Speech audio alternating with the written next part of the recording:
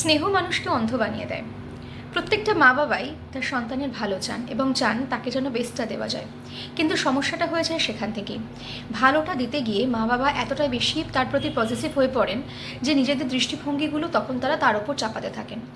একটা 5 বা 10 বছরের বাচ্চার কিছু স্বাভাবিক প্রবৃত্তি রয়েছে। সে খেতে চাইবে না, জেদ করবে, দৌড়োদৌড়ি করবে, লাফালাফি করবে, পড়াশোনা করতে চাইবে না। কিন্তু যখনই সেই বিষয়টা খুব বেশি আকারে হয়ে যায়, তখনই নানান রকমের এডিএইচডি, ওডিডি, কন্ডাক্ট ডিসঅর্ডারের মতন সমস্যা বাচ্চার মধ্যে দেখতে পাওয়া যায়।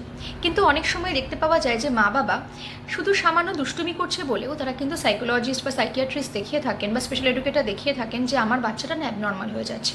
কেন অ্যাবনর্মাল হচ্ছে? আমার কথা একদম শোনে না, খুব দুষ্টুমি করে, পড়াশোনা করতেই চায় না। আমি বলি পড়তে বস, কিন্তু তবু পড়াশোনা করবে না।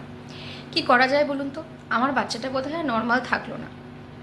তাছাড়াও এমন বহু মাকে বলতে শোনা যায় যে আমার ছেলের সদ্য প্রেম থেকে কিন্তু সে তার বিচ্ছেদ ঘটেছে, সে কিন্তু প্রচণ্ড ডিপ্রেশনে চলে গেছে এবং তার ডিপ্রেশনের বয়স হচ্ছে গিয়ে আজকে 2 দিন, সে খাওয়া দাওয়া করছে না।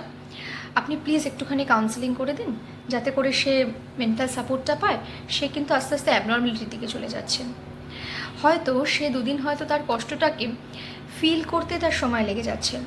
প্রত্যেকটা মানুষকে বয়স অনুযায়ী, তার সিচুয়েশন অনুযায়ী তাকে যদি আমরা সেই সময়টা প্রোভাইড না করতে পারি, তাহলে কোথাও গিয়ে আমরা অ্যাবনর্মাল এই শব্দটা আমরা সেই মানুষটার ওপরে চাপিয়ে দিই, সেটা যে কোনো বয়সের ক্ষেত্রে। তাই অতিরিক্ত স্নেহে অন্ধ না হয়ে গিয়ে প্রত্যেকটা মানুষকে তার পর্যাপ্ত সময়টুকু দেওয়া এবং প্রত্যেকটা বয়সকে বেড়ে ওঠার জন্য যে স্বাভাবিক পরিবেশটা দেওয়া, এটা দেওয়াটা কিন্তু খুব প্রয়োজন।